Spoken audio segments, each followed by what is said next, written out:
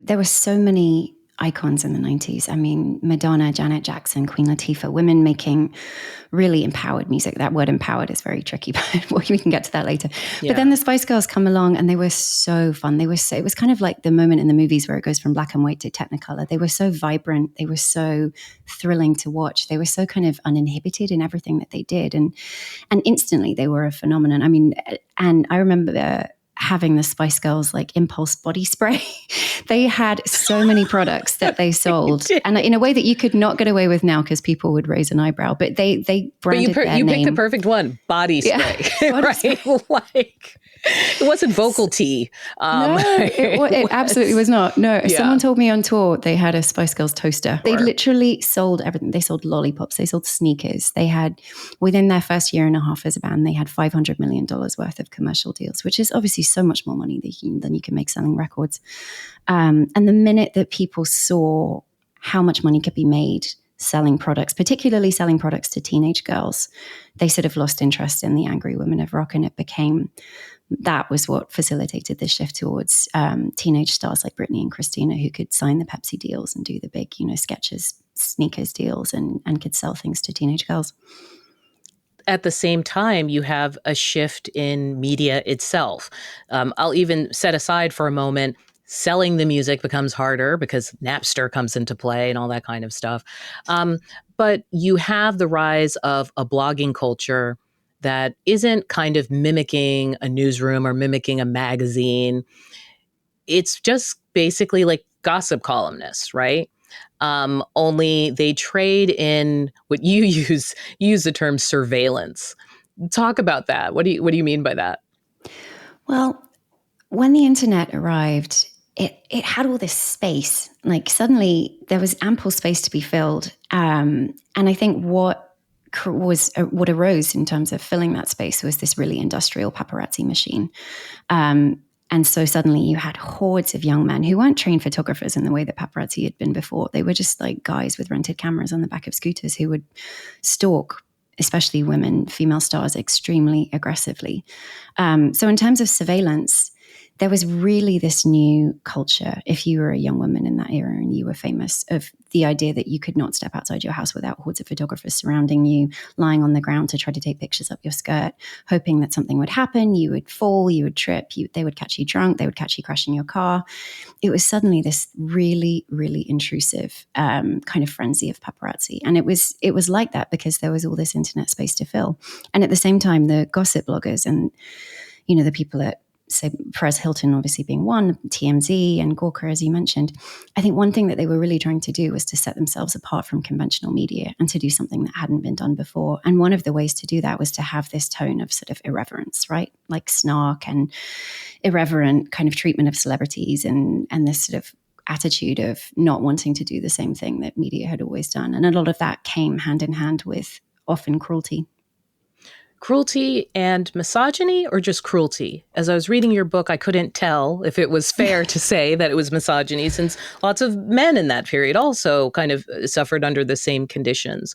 What was it about that period, you think, that also coupled itself with this kind of cruelty towards young women in particular?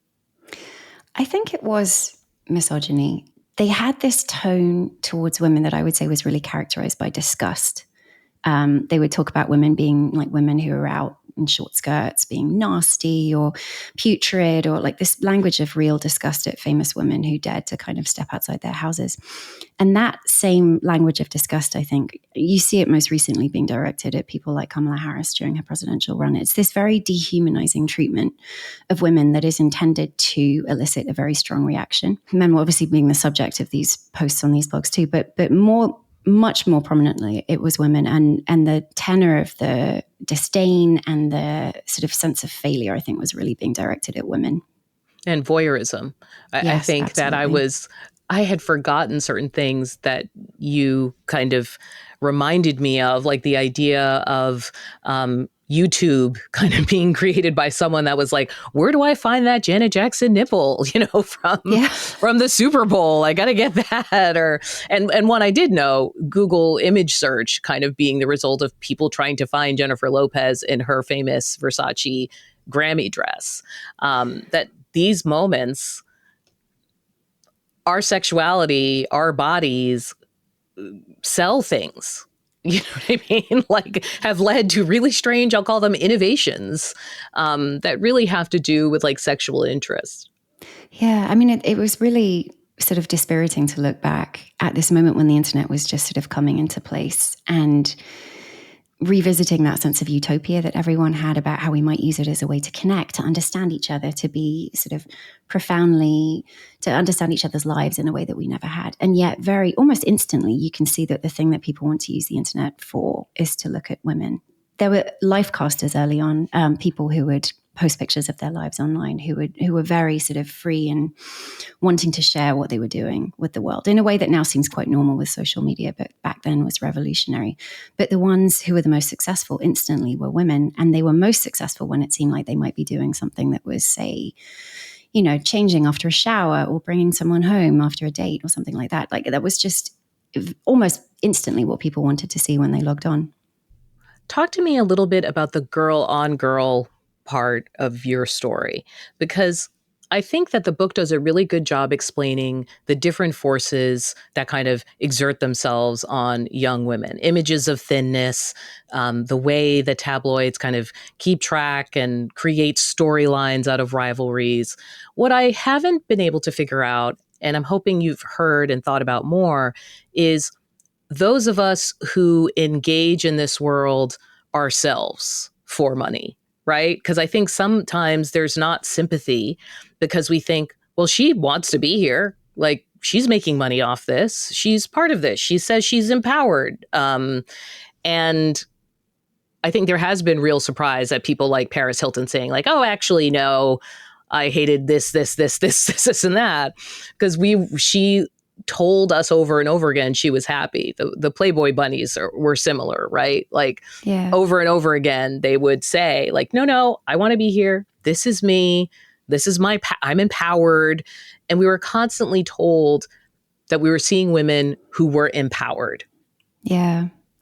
There was a real shift in the 2000s in terms of what it meant to be famous. Like I think before the 2000s, before the internet age, if you were famous, it was usually for something that you did. Like you were an actor or you were a singer or you were a sports star or, you know, you had some skill that you were famous for. But then along came the internet, along came this sort of industrial gossip machine, and along came reality television as well. And suddenly there was a new category of fame.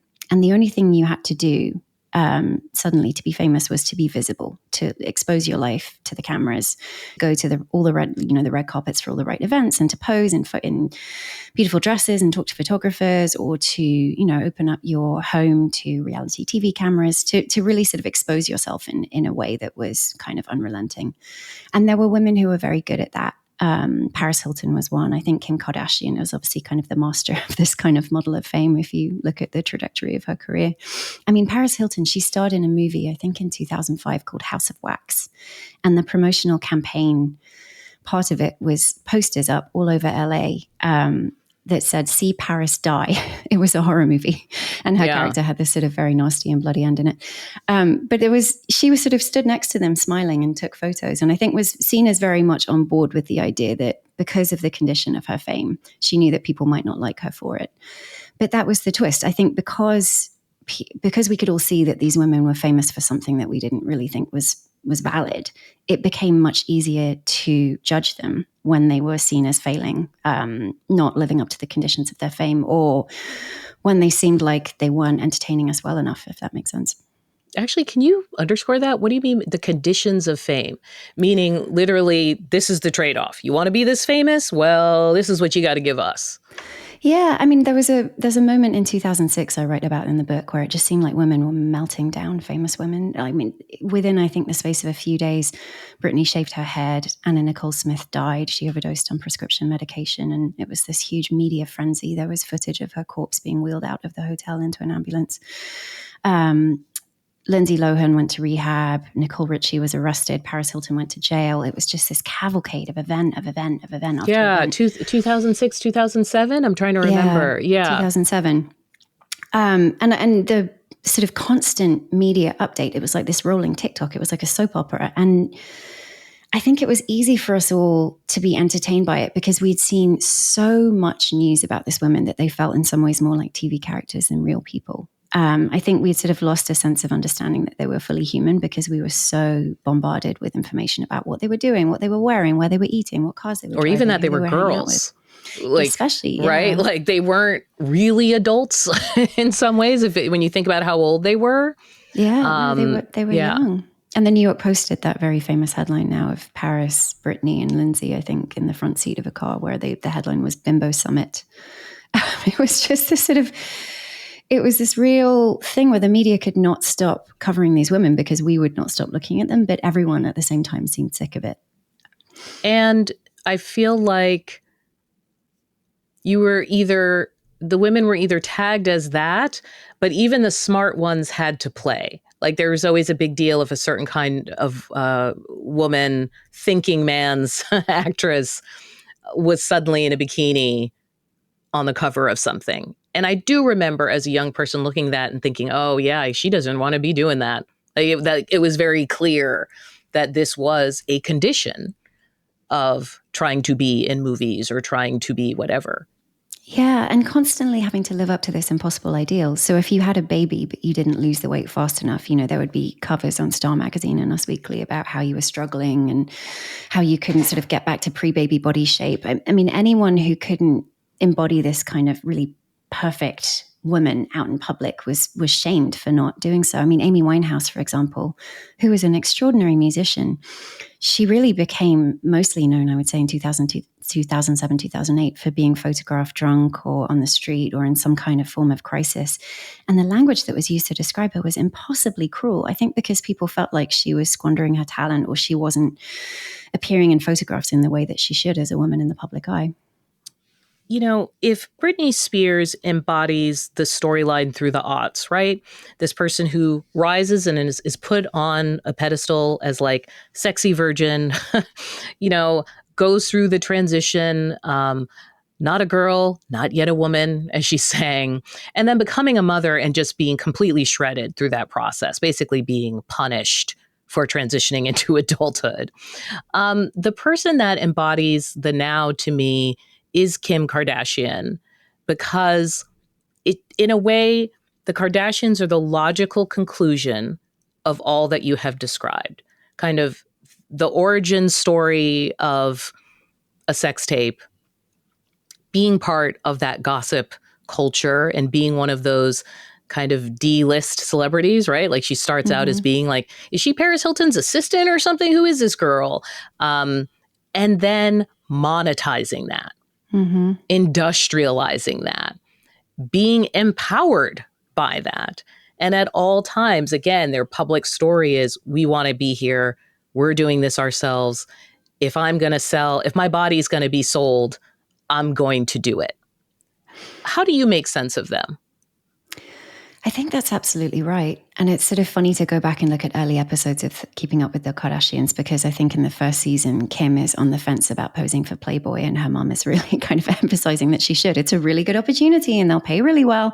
And so instantly, like from the beginning, from the earliest days of fame, there's this idea that sexualizing your image and monetizing that visibility is the bargain. It's everything. It's sort of the career. And she has been so good at it. And I think what comes hand in hand with that she is able to pull off that a lot of other women maybe can't, is this real sense of kind of Teflon, almost like not really caring about how other people perceive her, or not really caring about whether she's criticized for being, superficial, or she does all these stunts. Like I'm thinking about the Paper magazine cover. This is a famous cover that was kind of an homage or straight ripoff of a very famous image of Grace Jones, which when Grace Jones did it was controversial because it was sort of an exaggerated figure of a Black woman's body. And then, as you mentioned, Kim Kardashian does it and it, quote unquote, breaks the internet. I think it was 1% of the entirety of internet traffic that day. I mean, it was just this incredibly layered image, so many just sort of really fraught with different kinds of tropes and different kinds of stereotypes. And then I think she's always done stunts like that, and she's realized that provocation is its own payoff because it's attention. Like, she has monetized the currency of attention, and she's used it to become possibly the most famous and the most powerful woman on earth. One of the stories, in my mind, I call them Betty and Veronica stories, that this idea that there's like two women fighting over a man. It's always a man. I'd pretend they were fighting over something else, but why bother? And, for some generations, maybe the generation we're talking about, you have Jennifer Aniston and Brad Pitt. I don't know if that's too late in the timeline. I don't know what part of the multiverse we're in, because they've just been going for so long. And now maybe for this generation, it might be Selena Gomez and Hailey Bieber and Justin Bieber. But there is always a set of women that are in their part of the tabloid story is fighting with each other. Talk about, like, am I making this up? Did you see it? And where does it fit into what you're describing? Because it's not necessarily sexual. It's not the fault of porn. It's like its own very specific thing we do with women in public.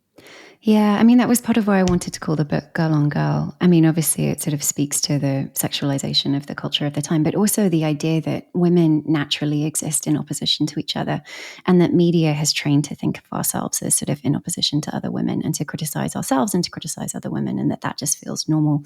But you have, throughout the last 30 years, I mean, really before, because it predates, but especially in this gossip era, like the Britney versus Christina rivalry, the Britney versus Madonna rivalry, this constant idea that I think it's like a scarcity mode, maybe, where you can only have one kind of female celebrity, like that you can have as many men as you want throughout media. But if there's one famous blonde woman, God forbid there be another famous blonde woman, because that would be too many women. And their way of solving that with the public is to kiss. Yes. Which is what I remember from that period. Yeah, of course. But I also think, I talked earlier about this sort of infinite space of the internet. I think what you're seeing now on TikTok is a kind of extension of the same idea, where there are people who are trying to make names for themselves by commentating on celebrities. And there's infinite TikTok space to fill. And so the easiest way to do it, to get attention, is to talk about celebrities who, probably are not actually fighting or feuding, or have never really thought that much about each other, but to sort of manufacture a conflict that will get people to click or get people to pay attention. Like, for some reason, we find these fake feuds irresistible. Like the idea that celebrities might be fighting. I think maybe it makes them more accessible and more humanized to us. I don't know, but it's just a constant sense of like women in tension. There's also a world of tabloid fixture or tabloid phenomenon where all of a sudden there's a tremendous amount of dislike heaped on to a particular figure. So in hip hop, for instance, we had Meg Thee Stallion recently, when she was in the middle of a trial where she was the victim of a shooting. And then it became, she's making this up. What is this? Like, give me a break. The Amber Heard Johnny Depp trial. Johnny Depp has called himself the first Me Too test dummy. And we talked about Meghan Markle. We talked about Blake Lively, who's literally in the middle of a lawsuit about sexual harassment. It feels like in the backlash to the Me Too movement, it's really turned on these very high-profile women very sharply. Yeah. And I don't know if I'm misreading that because they're so public. Why do you think that is? Why do you think people are so, frankly, vicious towards the female characters of these tabloid stories? I mean, with some of the women you mentioned, there is a playbook when a person is accused of wrongdoing, and it's called DARVO. And that's an acronym. It stands for Deny, Attack, Reverse, Victim, and Offender. So if someone like, say, P. Diddy is accused of wrongdoing, or when video footage emerges of absolute wrongdoing, the playbook that they do is to deny, to attack, and then to claim victimhood for themselves, and to claim that the person who is accusing them is actually the one who is bad and who should be vilified. And it works surprisingly well. It's been around for a good while, but it works surprisingly well on TikTok. I think because of the dynamics of fan culture and the ways in which people who are big fans of a particular person will instantly be energized to make videos, to sort of post content, to take all the talking points of the day and form them into a kind of favorable narrative. I was talking to a lawyer recently who was saying that a lot of P. Diddy's defense team, what they were doing in court was not actually about appealing to the jury. It was about making content that would feed the TikTok narratives that everyone would be producing that evening after the day's proceedings were over. It's very much about weaponizing public attention. And that's very much seen as the most valuable currency of the time. So, I mean, it's incredibly depressing to me to constantly see women being berated, women being dragged through the mud, women who have been victimized,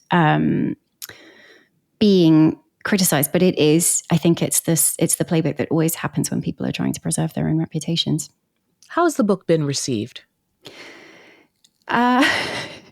I think well. It's sort of always a question because the criticism, I think, sticks more in your mind than the praise with any kind of creative project. Tell me, what's a criticism that's stuck in your head?